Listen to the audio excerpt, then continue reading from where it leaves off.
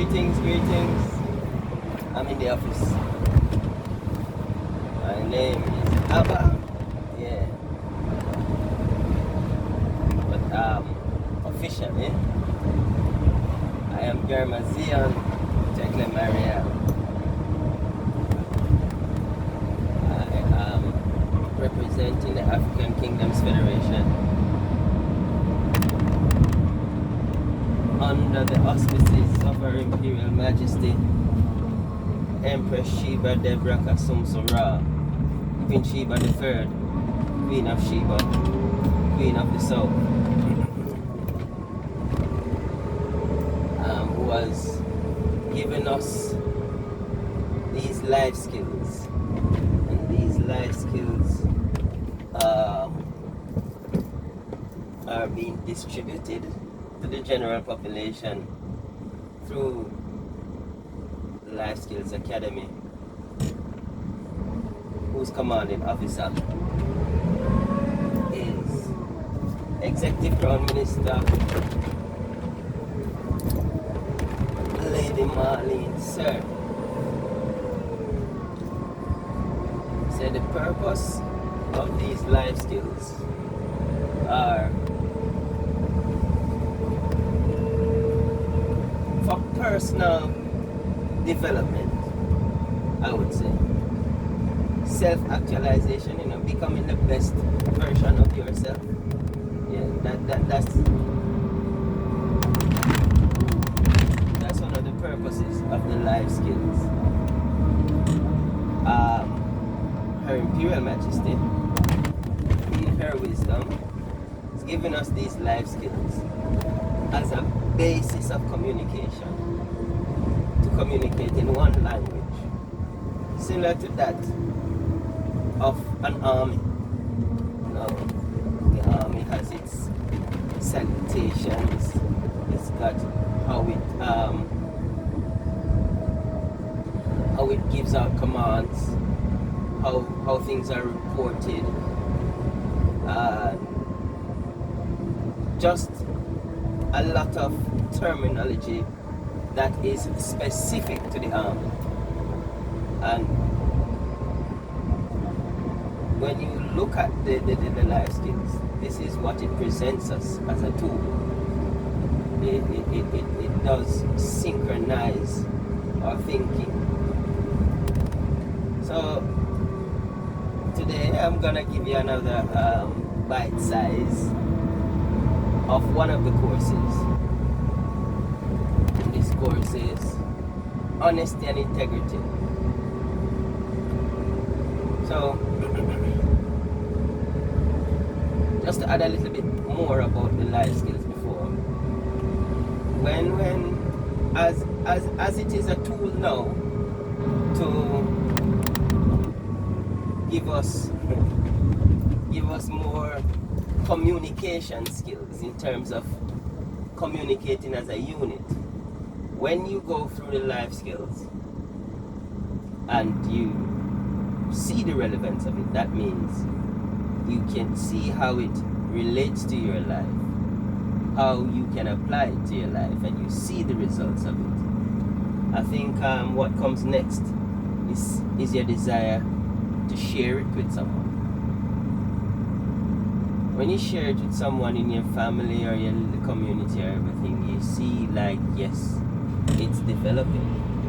I think at that time, what we would describe is happening is that the humanitarian in you, the soul personality in you, the social personality in you is coming to the fore. And then you might want to have a vehicle to demonstrate this new beginning in you. So like, you're no longer content with just your immediate surroundings. You want to go on a larger platform. You want to assist humanity in its developmental progress. You want to challenge the things that you think are not the way they should be. And so the African Kingdoms Federation presents itself as that platform. And so we welcome those who see a place for themselves in the African Kingdoms Federation, especially as it relates to the agenda given to us by Her Imperial Majesty, which is the Project 7 Phoenix agenda. And on the basically that just seeks to develop all of Africa simultaneously. That means at the same time, not east, then west, or north and then south, but east, west, north, south, and central. Those 5 regions of the continent of Africa developing simultaneously at the same time, to clarify the word. So from the perspective that Africa is the cradle of humanity, the cradle of civilization, whatever development is taking place in Africa must reach the rest of the world, because that is the objective of Her Imperial Majesty, to alleviate poverty globally and set mankind on a course of a condition of existence of power. Yeah, so said honesty and integrity is the course I'm gonna give you a little introduction on today.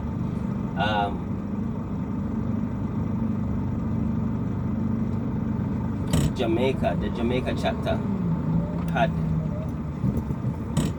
their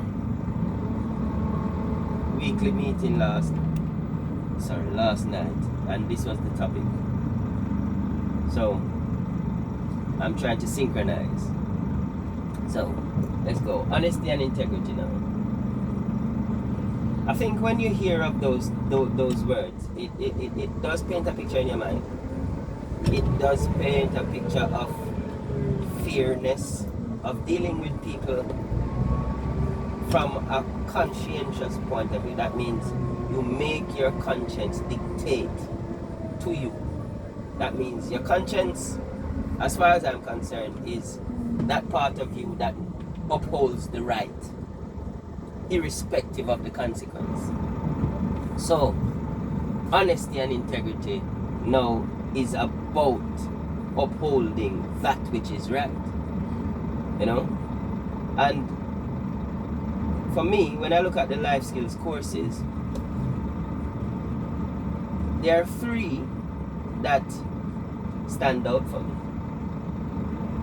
And those 3 I use to organize how I approach the study of the life skills. So those 3 help to remove the barriers to learning for me. It gives me something tangible, some mass on it, you know, in terms of like, it gives me the structure. So for instance, the first one that I take a high affinity to is the dynamics of existence. Now to me, that is the skeleton of it all. You know, everything happens on those 8 dynamics of existence. I won't go into them now because this is a bite size and I don't want to be too far gone speaking about other things and not honesty and integrity. So the dynamics of existence will form the skeleton. Then the blood, the lifeblood of it, is communications. Once you're interacting with someone, even with yourself, you've come to acknowledge yourself. There's communication there, you know. So nothing happens without communication, whether verbal or non-verbal, written or oral. Communication, you know, body language, and all of these things. Hidden curriculum, and all of these things. Yeah, that's communication. So that forms the lifeblood of it. But the spirit of it, for me, is honesty and integrity. For it says to me that this should be your objective. in communicating along the 8 dynamics of existence. You should set that target and goal to demonstrate honesty and integrity all the while. So those 3 form the cornerstone for me of my ability to duplicate what the life skills are about.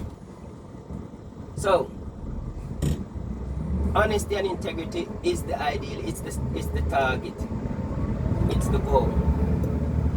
When things fall short of it, then we can see that conflict can arise.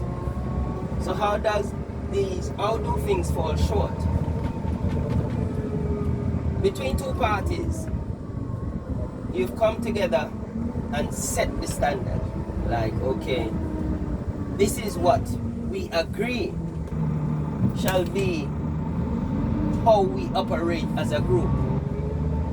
So even your family, husband and wife, your children, your school, your community, your nation, your constitution, that would become your moral code.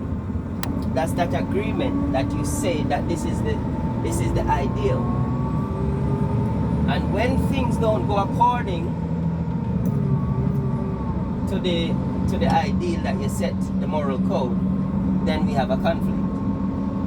And this conflict arises because someone did something they shouldn't do, or they didn't do something that they should have done. And that now we call that an overt. If they continue now, they can say, oh, you know what, I did this, I'm wrong, whatever.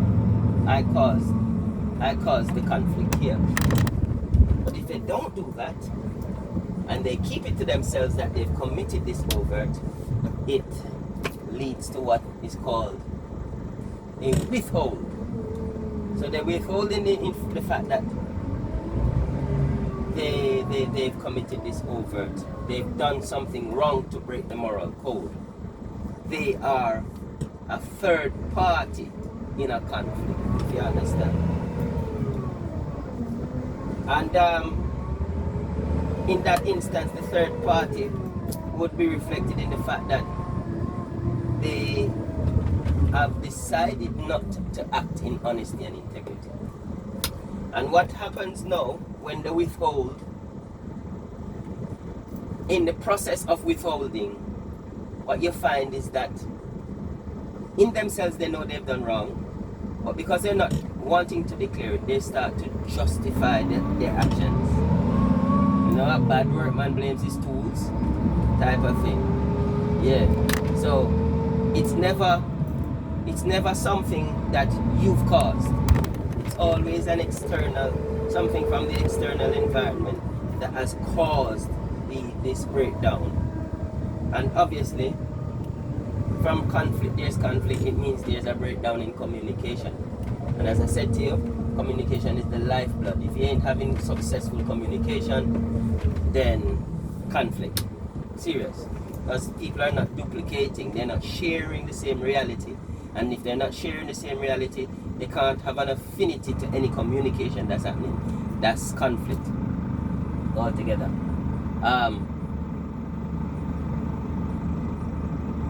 With the withhold, as it brings up the justifications come and all of these things, it causes the conflict, and to resolve the conflict you're gonna have to do some investigation.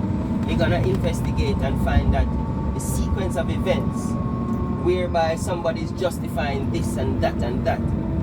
When you do the investigation, the sequence of events, they don't declare what they're declaring. It's declaring something else. And you'll find that